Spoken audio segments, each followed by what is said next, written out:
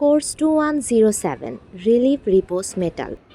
প্রথমে একটি পিতলের শিটে আমরা আমাদের নিজেদের পছন্দ মতো লেআউট তৈরি করেছি নির্দিষ্ট একটি থিমে। আমাদের থিম ছিল জুলাই বিপ্লব। লেআউটটি পিতলের শিটে এঁকে নেওয়ার পর আমরা যে যার মতো কাজ শুরু করে দিই।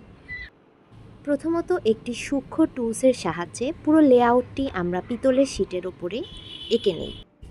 তারপর বিভিন্ন ভোঁতা মাথার টুলস দিয়ে উল্টো পাশ থেকে প্রেস করে করে অপর পাশে ডিজাইনটি ফুটিয়ে তুলি।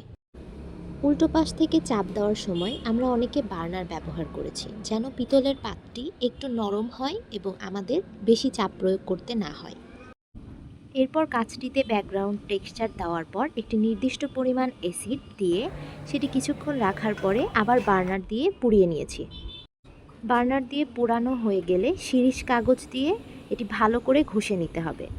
ঘষে নেওয়া শেষ হলে এটিতে পুনরায় আবারও বার্নার দিয়ে বার্ন করার ফলে আমরা কাঙ্ক্ষিত টেক্সচারটি পেয়ে যাব। এই কোর্সটির মাঝে আমি অসুস্থ থাকার কারণে আমি আমার 100% দিয়ে এই কোর্সটি সম্পন্ন করতে পারিনি।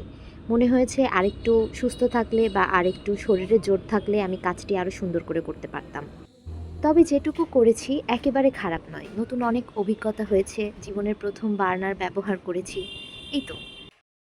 এই তো আমি আমার কাজের সাথে